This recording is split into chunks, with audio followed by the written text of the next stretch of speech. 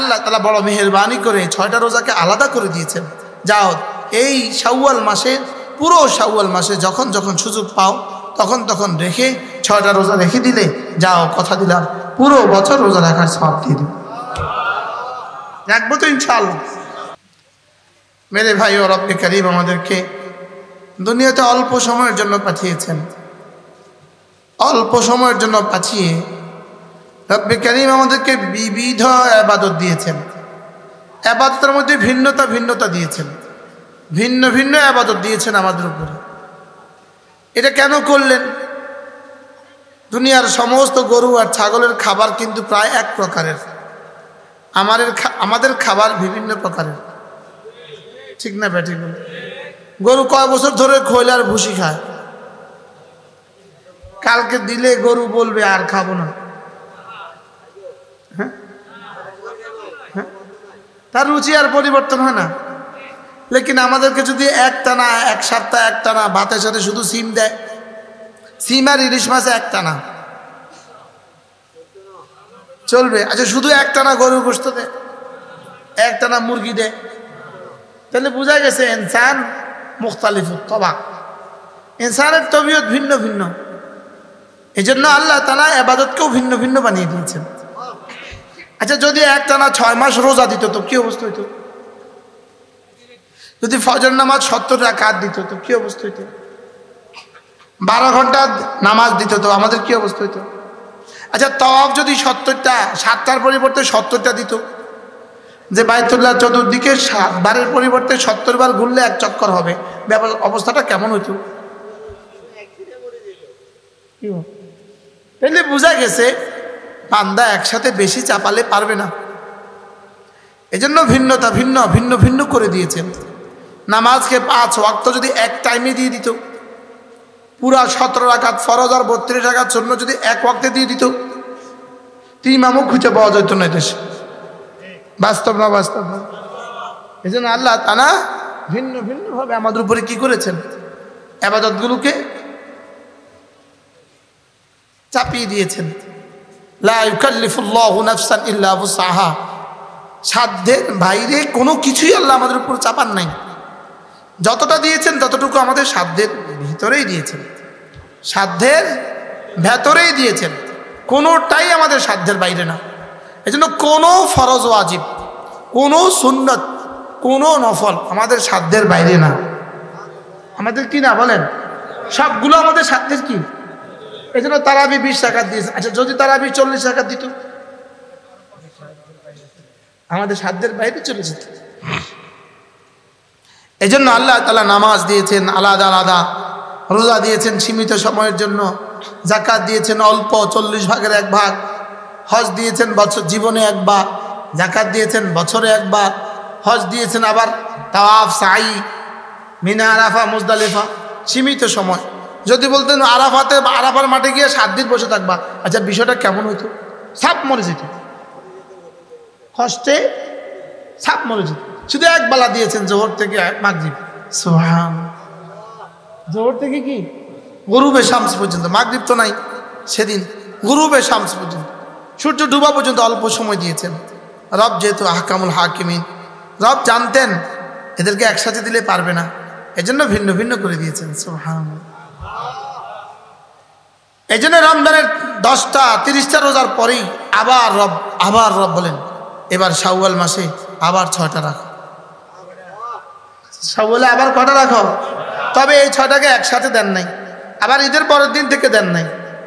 সুবহানাল্লাহ, কতটা আদর করে 6টাকে আলাদা দিয়েছেন, আলাদা, যে এই 6টা আলাদা রাখো। শাওয়াল মাসে যদি তুমি 6টা রোজা রাখো তো যাও, আমি নবী কথা দিলাম আল্লাহ তাআলা তোমাকে পুরো দাহার, পুরো জীবন রোজা রাখার সওয়াব দিয়ে দিবে। কি ভাই, 30টা দিয়ে 3 10 10 30 300, আর এই 6টা দিয়ে 6 দশম 60, 360 দিন হয়ে গেল। তাহলে শাওয়াল মাসে 6টা রোজা রাখবো তো ইনশাল্লাহ? না, প্রত্যেকে নিয়ত করেন ইনশাল্লাহ।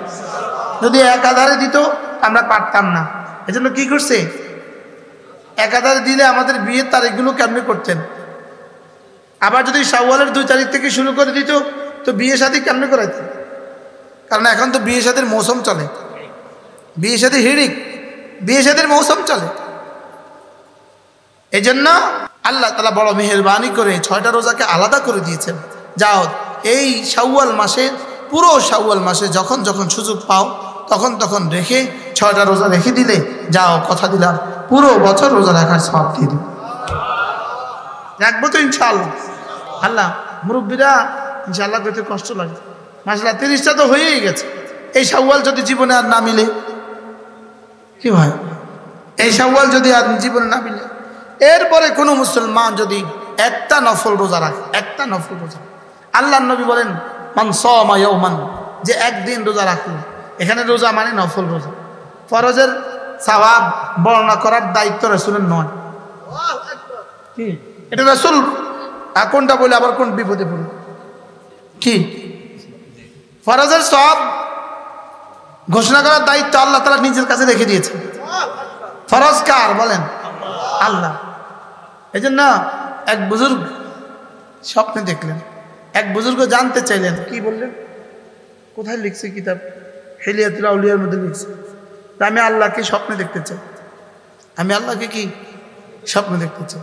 তা আরেক বুজুর্গ তাকে সবক দিলেন, শোনো আজকে না তুমি মাগরিবের নামাজ পড়ে ঘুমায় যাবা, মাগরিবের নামাজ পড়ে কি এশার নামাজ পড়বা না, ফরজও পড়বা না, সুন্নতও পড়বা, আজকে সোজা মাগরিবের নামাজ পড়ে ঘুমায় যাবা, ফজরের সময় উঠবা।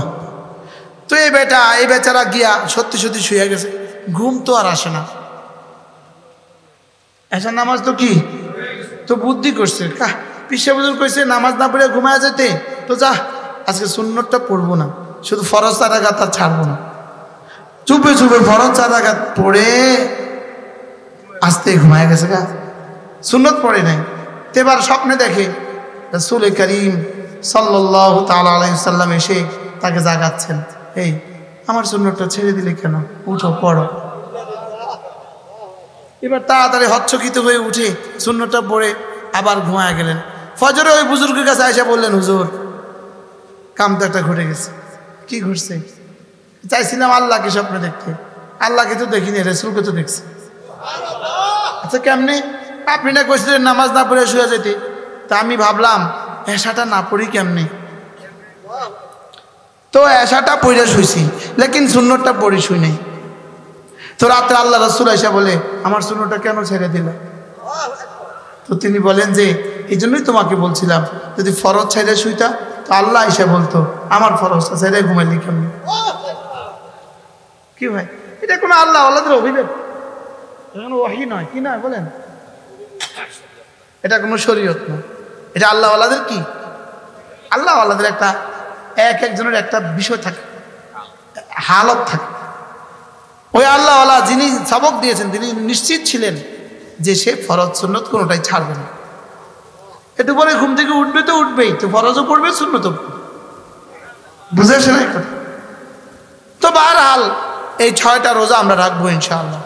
আল্লাহ রাসূল বলেন মান সামা ইয়াওমান, যে একটা রোজা রাখবে নফল রোজা, একটা রোজা, বা'দাহুল্লাহু আনিন নার কাগরাবিন তারা মিন ফারখিহি ইলা হারিমিহি, যেমন একটা কাক তার বাসা থেকে উঠতে উঠতে শুরু করলো, একটা কাকের বাচ্চা বাসা থেকে উঠতে শুরু করলো, মওত পর্যন্ত যত দূর যাবে আল্লাহ তাআলা তাকে জাহান্নাম থেকে তত দূর সরিয়ে দিবেন। এজন্য এই 6টা রোজা লাজিম করব তো ইনশাআল্লাহ। আল্লাহ আমাদের সবাইকে তৌফিক দান করুন। আল্লাহ এই 6 রোজা আদায় করা ছাড়া তুমি আমার মওত দিও না, আপনারাও করেন, হ্যাঁ আপনাদের কাছে তো মামুলি লাগে, মামুলি লাগে, মনে হয় যে মামুলি আর কি। এই যে হাসরের ময়দানে গিয়ে দেখবেন এই 6 রোজার এক রোজার দাম 7 আসমান 7 জমিনের চেয়েও বেশি। আমাদের কাছে তো ফরজ রোজারই দাম নাই, আমাদের কাছে তো জুতা বিক্রি করা ফরজ রোজার থেকে দাম বেশি। বাস্তব না বাস্তব বলেন? এই জন্য ইনশাআল্লাহ 6 রোজার পাবন্দি করবো ইনশাআল্লাহ, আল্লাহ তাআলা তৌফিক দান করুন। এরপরে আরাফার দিনের রোজা, কোনো মানুষ যদি আরাফার দিনে একটা রোজা রাখে, আরাফার দিন কোন তারিখকে বলে? জিলহজ মাসের 9 তারিখ। জিলহজ মাসের কি? কোনো মানুষ যদি জিলহজ মাসের 9 তারিখে একটা রোজা রাখে, আল্লাহর নবী বলেন সাল্লাল্লাহু তাআলা আলাইহি ওয়াসাল্লাম, আল্লাহ তাআলা তার 2 বছরের গুনাহ মাফ করে দিবেন। রাখবো তো ইনশাআল্লাহ? বলেন কুরবানির ঈদের আগের দিন, বলেন কুরবানির ঈদের জিলহজ্জার কত তারিখ? 9 তারিখ। 9 জিলহজ্জা, জিলহজ মাসের 9 তারিখ যদি কোনো মুসলমান রোজা রাখে, এই হাদিস কিন্তু বুখারী মুসলিম। সুবহানাল্লাহ।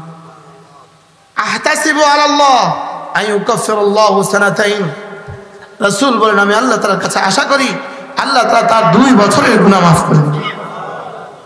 আল্লামা ইবনে কাইয়িম আল জাওজিয়্যা আলাইহি রাহমাত, তিনি বলেন যেই ইবাদতগুলো গুনাহ মাফ করে দেয়, যেই ইবাদতগুলো গুনাহ কি করে দেয়, তো একজন মানুষের যদি প্রত্যেক বছরে 2 বছরের গুনাহ মাফ হয়, এক রোজায় 2 বছরের গুনাহ মাফ হয়, আরো হাজারো ইবাদত আছে যেগুলো দিয়ে আল্লাহ তাআলা গুনাহ মাফ করে দেন, তো এক রোজা দিয়ে যদি 2 বছরের গুনাহ মাফ হয়, বাকি রোজাগুলো দিয়ে কি হবে? সুবহানাল্লাহ। আল্লামা ইবনে কাইয়িম আল জাওজিয়্যা তিনি বলেন এটার অর্থ হলো যেটা মুকাফফিরাতুজ যুনুব, যে ইবাদতগুলো গুনাহ মুছে দেয়, এই ইবাদতগুলো যদি আরো বেশি করে মানুষ, তো তখন আল্লাহ তাআলা ওই গুনাহ মোছার পরে আর যেগুলো থাকে তখন তো গুনাহ থাকে না, আর যেই নেকি থাকে এগুলো দিয়ে শুধুই তার দারাজাত বুলন্দ করতে থাকে, এগুলো তখন তার দারাজাত কি হয়? বুলন্দ হয়। তাহলে জিলহজ মাসে কয় রোজা? ভুলে গেছে। এরপর আল্লাহ রাসূল বলেন কোন মানুষ যদি জিলহজ মাসের 1, 2, 3, 4, 5, 6, 7, 8, 9 এই 9টা দিন একটানা রোজা রাখে, রাসূল বলেন কেউ যদি জিলহজ মাসের 9 দিন একটানা রোজা রাখে, এক রোজা 1 বছরের গুনাহ মাফ। রাখবো ইনশাআল্লাহ? আলহামদুলিল্লাহ। আমার ছুটে না, আলহামদুলিল্লাহ বলেন। আলহামদুলিল্লাহ। আপনিও নিয়ত করেন। আপনার এই কিতাব থেকে আমি পড়ে দেখাবো কিতাবটা দেন, খোলেন জিলহজ্জা, খোলেন জিলহজ্জা। তাহলে জিলহজ মাসের কয়টা রোজা মোট বলেন? 9টা। কষ্ট হয়ে গেছে বেশি না? হ্যাঁ, আচ্ছা যেমন ধরেন জিলহজ মাস, জিলহজ্জা, ফাযাল জিলহজ্জা,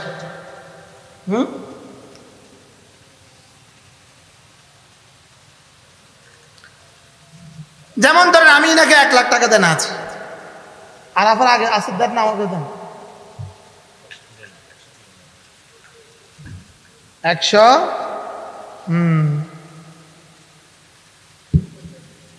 191 না? আচ্ছা দেখেন 191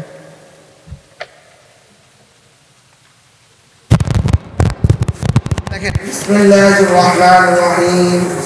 আন আবি আইয়ুব রাদিয়াল্লাহু তাআলা, আল্লাহর নবী বলেন কোন মানুষ যদি রমজান মাসের পরে রমজানের রোজা রাখলো, এরপরে শাওয়ালের আরো 6টা রোজা রাখলো, রাসূল বলেন সে যেন সারা জীবন রোজা রাখে।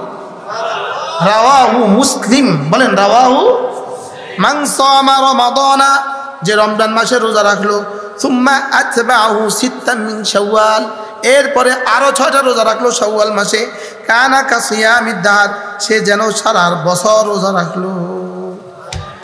عن ثوبان رضي الله تعالى عنه عن النبي صلى الله عليه وسلم قال جعل الله الحسنة بعشر أمثالها فشهر ب10 أشهر و6 أيام بعد الفطر تمام السنة.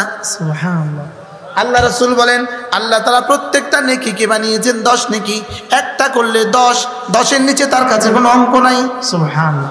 অতএব রমজান মাস দিয়ে তিনি বানিয়েছেন, রমজান মাস দিয়ে বানিয়েছেন 10, হ্যাঁ, রমজান মাস দিয়ে 30 দিন দিয়ে বানিয়েছেন 10 মাস, 1 মাস দিয়ে বানিয়েছেন কত মাস? 10 মাস, আর 6 দিন দিয়ে বানিয়েছেন কয় মাস? 2 মাস, হয়ে গেল 12 মাস। সুবহানাল্লাহ বলে, হ্যাঁ, আল্লাহু আকবার কাবীরা। আল্লাহ আমাদেরকে আমল করার তৌফিক দান করেন। এরপরে কি বলেন? عن أبي قتادة رضي الله تعالى عنه قال سئل رسول الله صلى الله عليه وسلم عن يوم عرفة قال يكفر السنة الماضية والباقية رواه مسلم والترمذي. سبحان الله. আল্লাহর নবী বলেন, হ্যাঁ রাসূলকে জিজ্ঞেস করা হলো, ইয়া রাসূলুল্লাহ আরাফার দিনে রোজার দাম কত? আল্লাহর নবী জবাবে বললেন, পেছনের 1 বছরের গুনাহ মাফ, সামনের জীবনের 1 বছরের গুনাহ মাফ। কি ভাই? রাওয়াহু মুসলিম, রাওয়াহু মুসলিম।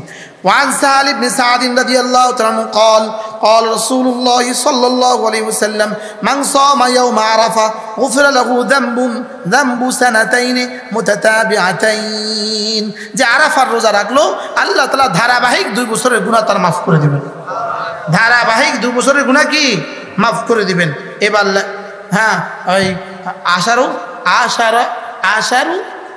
দিল হজ্জা বের করুন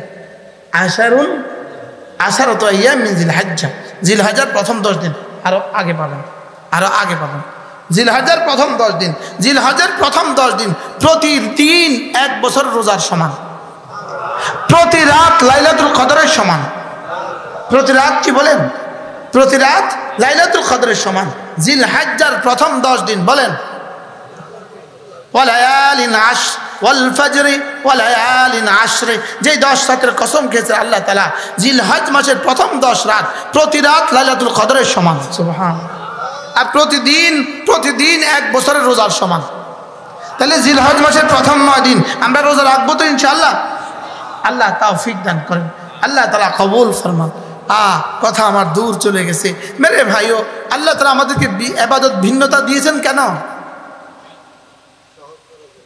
দিল মুখতালিফ যে একটাতে আমরা উক্তায়া যাব একটাতে আমরা বিরক্ত হয়ে যাব শুধু একটা দিয়ে দিলে আমরা কয়েকদিন পরে বিরক্ত হয়ে যাব এজন্য রব্বে কারীম বড় মেহেরবানি করে এটাকে বিক্ষিপ্ত করে আলাদা আলাদা করে দিয়েছেন সুবহানাল্লাহ সারাদিন যদি নামাজ দিতেন পারতাম না সারা বছর রোজা দিতেন তো পারতাম না সারাদিন যদি যাকাত দেওয়ার কথা বলতো তো পারতাম না প্রত্যেকদিন যদি হজ ওয়াজিব হয়ে যেত তো পারতাম না আল্লাহ তাআলা ভিন্ন ভিন্ন করে দিয়েছেন এখন প্রতিদিন প্রতি মুহূর্তে আমার ইবাদত কি প্রতিদিন প্রতি মুহূর্তে আমার প্রথম ইবাদত হলো ঈমানের সাথে থাকা বলেন প্রথম ইবাদত কি ঈমানের সাথে থাকা প্রথম ইবাদত হলো ঈমানের সাথে থাকা বলেন প্রথম ইবাদত কি ঈমানের সাথে থাকা প্রথম ইবাদত ঈমানের সাথে থাকা 2 নম্বর ইবাদত হলো জিকিরের সাথে থাকা 2 নম্বর ইবাদত হলো কিসের সাথে থাকা জিকিরের সাথে থাকা আর 3 নম্বর ইবাদত হলো 24 ঘন্টার জিন্দেগি আমার উপরে আল্লাহ তাআলার পক্ষ থেকে 3 নম্বরের ইবাদত হলো গুনাহ থেকে বেঁচে থাকা সুবহানাল্লাহ বলে যদি আপনাকে জিজ্ঞেস করে দিনের বেলা 3টা বাজে আমার উপরে ইবাদত কি 3টা বাজে কোনো নামাজ আছে হ্যাঁ কই 3টা বাজে নামাজ কি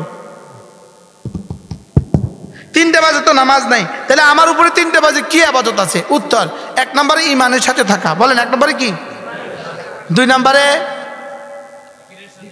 জিকিরের সাথে থাকা 3 নম্বরে গুনাহ থেকে কি থাকা গুনাহ থেকে বেঁচে থাকা তাহলে আমার জীবনের প্রতিটা সেকেন্ডে 3টা ইবাদত তাহলে ঈদের দিনে 3টা ইবাদত আছে না নাই বলেন বিয়ের দিনে শাদীর দিনে আকিকার দিনে ভোটের দিনে জিহাদের দিনে যুদ্ধের দিনে তাহলে জীবনের প্রতিটা দিন প্রতিটা মুহূর্ত আমার উপরে 3টা ইবাদত 1 নম্বর কি ঈমানের সাথে থাকা 2 নম্বর কি জিকিরের সাথে থাকা 3 নম্বর কি কয়টা গুনাহ থেকে বেঁচে থাকা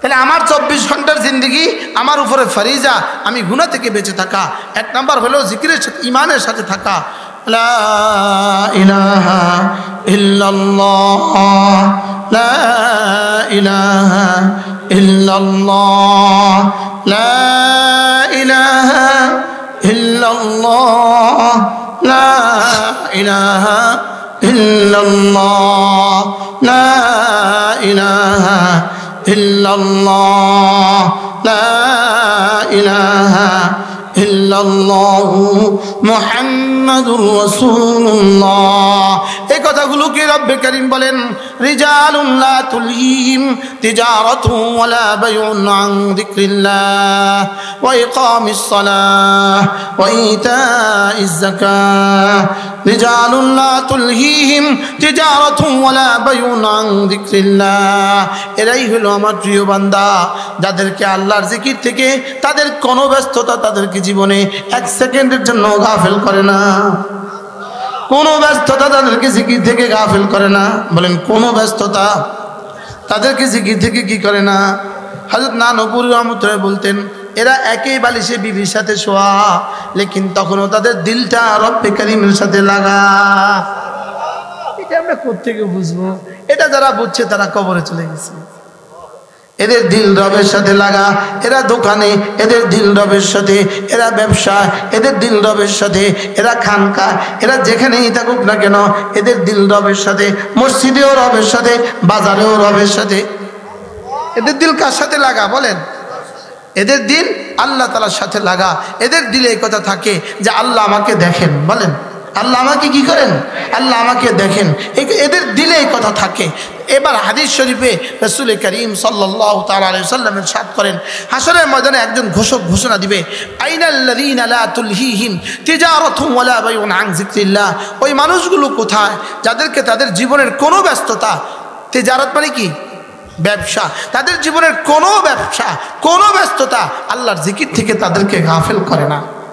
জবানে তো কথা বলে, লেকিন দিলেও তখন আল্লাহ থাকে। জবানে কি বলে? আরে হাতে তো কাপড় কাটে, দিলে আল্লাহ থাকে।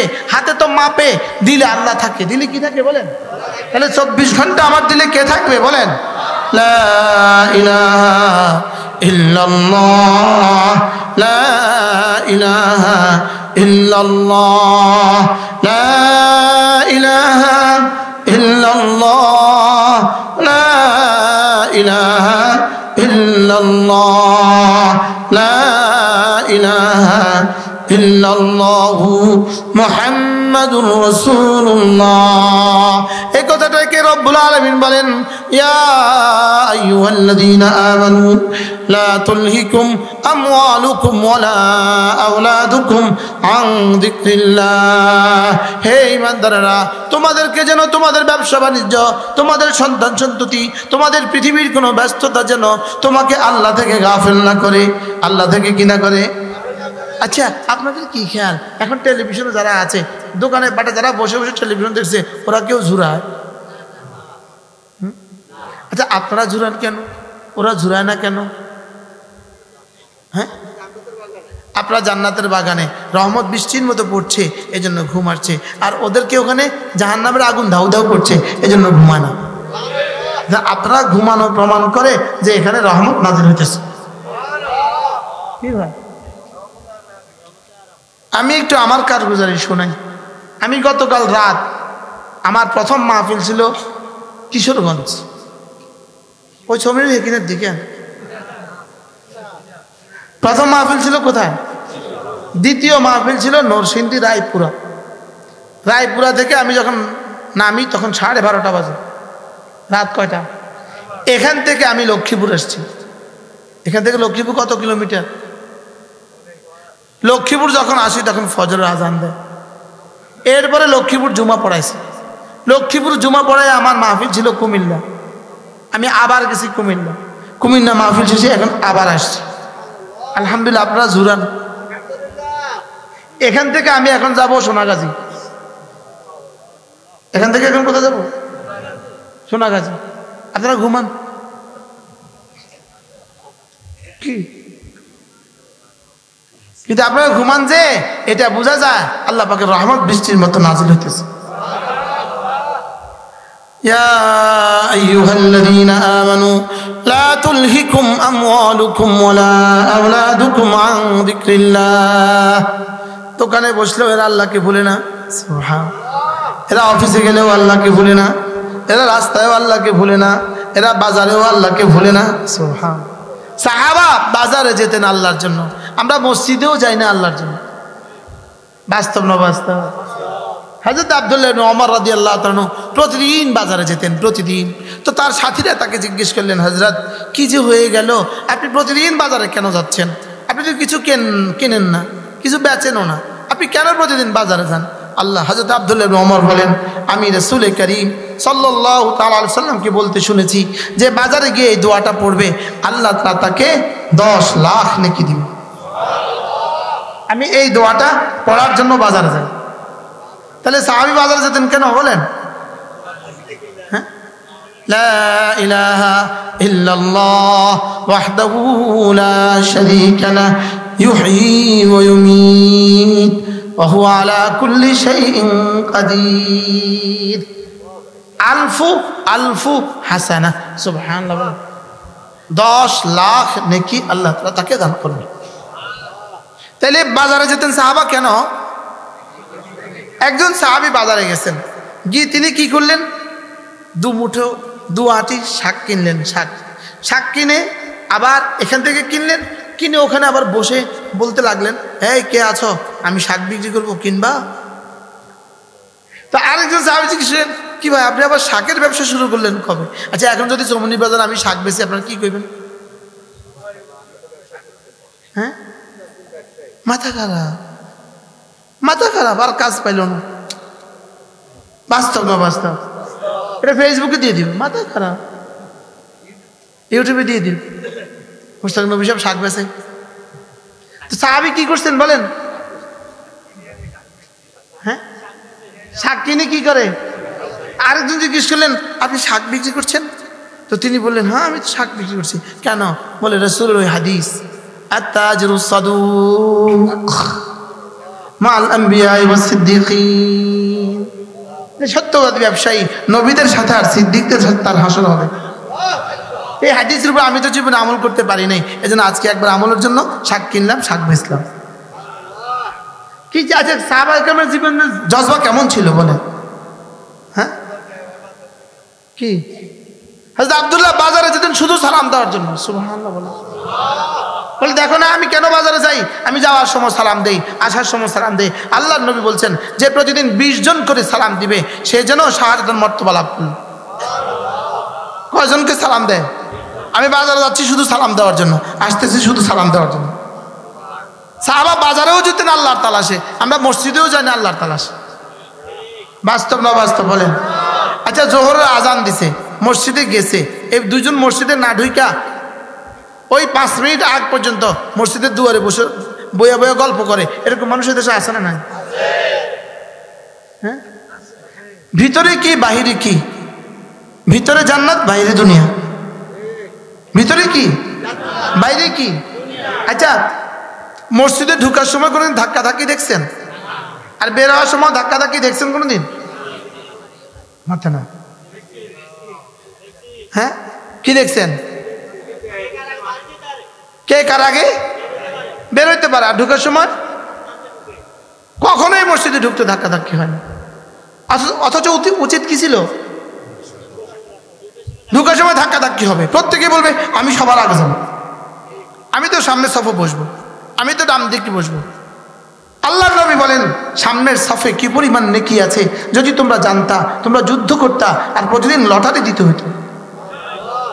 মসজিদের দুয়ার বন্ধ থাকতো আর ইমাম সাহেব এসে লটারি ফেলতো, 1 নম্বর 2 নম্বর লাগাও, এই উঠান 1 নম্বর কাগজ উঠাইছে, তোকে যান আপনি 1 নম্বরে গিয়ে ডান পাশে বসেন।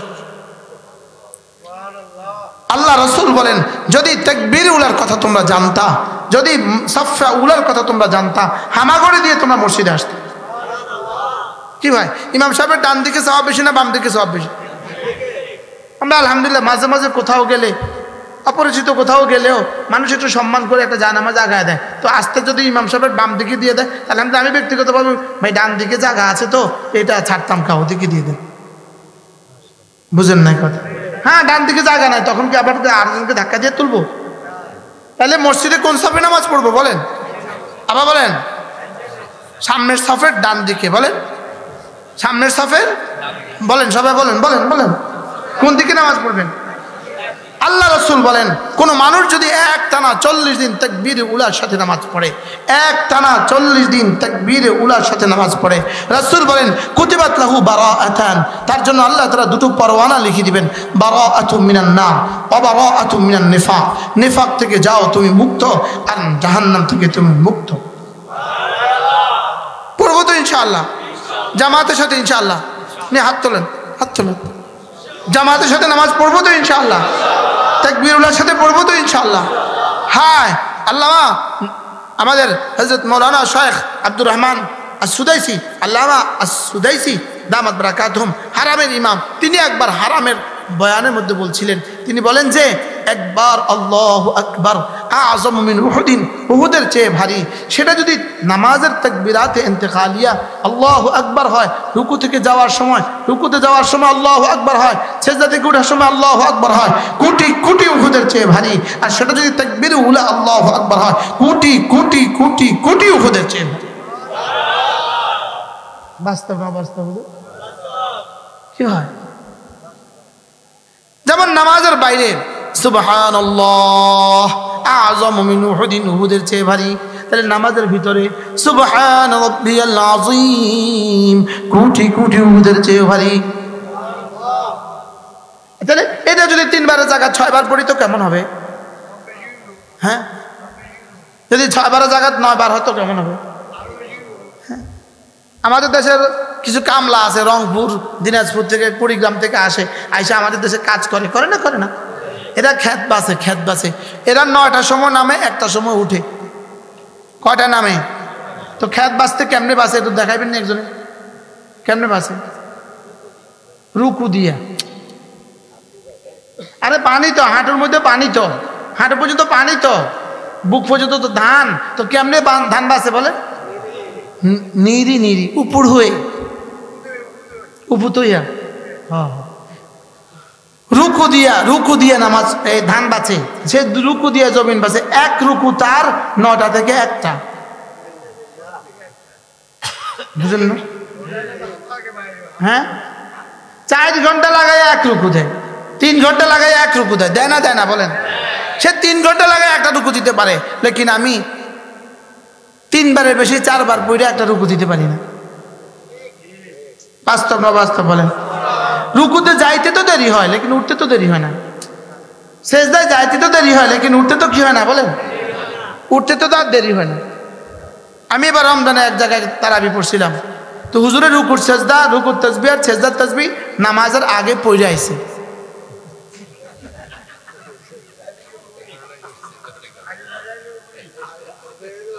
হ্যাঁ, আমার নিজের চোখে দেখা ঘটনা। আভা সৌদি আরবের এক শহর আছে আভা, ওই আভা থেকে কিছু দোস্ত আহবাব ওরা উমরা করতে আসবে। কি করতে আসবে বলেন? উমরা করতে আসবে। ওরা করছে কি, যেদিন উমরা করবে ওই দিন আভাতে বসে চুল কেটে ফেলছে। আরে বুঝেন না? আভাতে বসে কি করছে? আমার বয়ানের মধ্যে একজনে আমার লিখিত দিছে, হুজুর লিখিত চিঠি দিছে, আর কি লিখিত প্রশ্ন দিছে, হুজুর একজনে মক্কা শরীফে যাবে উমরা করতে, তো ওই দিন ওখানে উমরাতে চুল কাটতে ওখানে অনেক টাকা নেয়, 10 রিয়াল নেয়। 10 রিয়াল মানে বাংলা টাকায় কত? 350 টাকা। তো 350 টাকা দিয়েছে, মাথা কামাইবো, এত কষ্ট। আর এখানে আবাতে নাই 2 টাকা, তো সে উমরা যাওয়ার আগে এখানে চুল কেটে গেছে। হ্যাঁ, ওইবনি কেন হবে না? বেকুবের উদাহরণ কেমন? বাথরুমে যাওয়ার আগে পানি খরচ করছে। কি বাথরুমে যাওয়ার আগে পানি খরচ করলে কেমন? এটা কেমন? কি পরিমাণ বোকার স্বর্গে আছে দেখবেন। কিছু মানুষ আছে এদের মাথা আধা খারাপ, এরা জোহরের নামাজের সময় আসরও ফুরে ফেলে। কি হবে? কেন হবে না? না কুল্লু শাইইন মারহুরুন বিওয়াক্তিহি, ওয়াক্তের সাথে সম্পর্কিত। তোমার এহরাম তাওয়াফ সাই হলক, এটা হলো 4 নম্বরে। 4 নম্বরে 1 নম্বর আনলে হবে না। 4 নম্বরকে 1 নম্বর আনলে কি হবে না? সে 4 নম্বরটাতে কি করছে? 1 নম্বরে নিয়ে আসছে। এখনো হুজুরের রুকু আর সেজদা কেমনে গেছে জানেন? আমি মনে হয় আপনাদের দেখাইতাম। আল্লাহ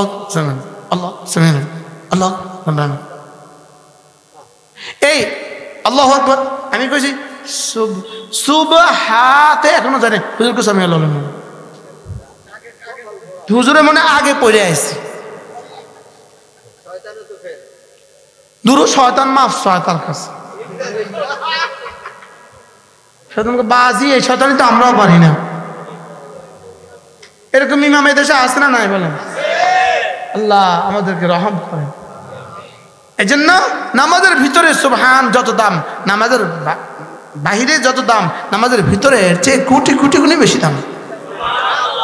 সুবহান রাব্বিয়াল আযীম পড়েন, সুবহান রাব্বিয়াল আযীম, সুবহান রাব্বিয়াল আযীম। এক নিঃশ্বাসে একবার পড়বো। হ্যাঁ, যখন আপনি ইমাম হবেন তখন আপনি কতবার পড়বেন আপনি খেয়াল রাখবেন, মুসল্লির যেন কষ্ট না হয়। আর আপনি যখন মুক্তাদি হবেন তখন কতবার পড়বেন আপনি খেয়াল রাখবেন। ইমাম সাহেব যতবার আমাকে সুযোগ দেয় আপনি যখন একাকী নামাজ পড়বেন তখন কতবার পড়বেন? যতক্ষণ আপনার সময় এবং শরীরে কুলায়। সুবহানাল্লাহ বলেন। ইমাম সাহেব হইলে কতবার পড়বেন? না, ইমাম সাহেব খেয়াল করবে আমার পিছনে বুড়ো থাকতে পারে, ওই বেচারা কষ্ট হবে।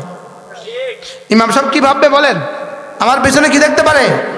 বুড়ো থাকতে পারে, তার কষ্ট হবে, কারো অজুতে কষ্ট হইতে পারে, এজন্য সে তার নিজের মতো করে 3 বার পড়বে, 5 বার পড়বে। লেকিন মুসল্লি কতবার পড়বে? ইমাম যতক্ষণ সময় দেয় ততক্ষণ পড়বে। লেকিন জোহরের সুন্নতে, আগের সুন্নতে, পরের সুন্নতে, নফলের মধ্যে আপনি কতবার পড়বেন? যতক্ষণ আপনার সময় কুলায় এবং আপনার শরীরে কুলায়। কথা কি বুঝাতে পারছি? কয়বার কন? যতক্ষণ কি লাগে? বেশ তো 21 বারই পড়ে, 33 বারই পড়ে, যেন পড়তে পড়তে পড়তে পড়তে কমর যেন বলে আমি আর পারছি না। ঠিক তখন রব বলবেন এবার ওঠো, যাও যাও, এবার ওঠো। কি হয়? পড়বো তো এভাবে ইনশাআল্লাহ। আল্লাহ তাআলা আমাদের সকলকে তৌফিক দান করেন। রিজালুন লা তুলহিহিম তিজারাতুন ওয়ালা বাইউন আন যিকরিল্লাহ ওয়া ইকামিস সালাহ। এরা নামাজ থেকে জীবনে কখনো গাফেল হয় না, এরা নামাজ থেকে গাফেল হয় না। শত ব্যস্ততা এদেরকে জামাত থেকে গাফেল করে না। এদের দোকানে অনেক কাস্টমার, লেকিন ওইদিকে একামত হইতেছে, এরা সোজা দোকান থেকে মসজিদে চলে যায়। কি ভাই? আপনারা এখানে তো অনেকেই ব্যবসায়ী, অধিকাংশ ব্যবসায়ী, তাও আবার ঢাকার ব্যবসায়ী, চকবাজারের ব্যবসায়ী, বড় বড় ব্যবসায়ী, সব চৌমুনির ব্যবসায়ী। আমার দোকান যেন আমাকে জামাত থেকে বিচ্যুত না করে, আমার দোকানে যেন আমাকে তাকবীরুল্লাহ ছুটতে না দেয়। কোনো কাস্টমার যদি জামাতের সময় আসে তা আপনি তাকে বলবেন নামাজের পরে। সে শুধু নিজে আসবে না, আগামী 10 দিনের জন্য 10 জনকে নিয়ে আসবে। অমুকের কাছে যাবা, আমি তাকে দেখছি সে কিভাবে জামাতের ইহতিমাম করে। কথা বুঝা আসছে তো ইনশাআল্লাহ? তাহলে জামাতে নামাজ পড়বো তো ইনশাআল্লাহ। আল্লাহ আমাদের সকলকে তৌফিক দান করেন।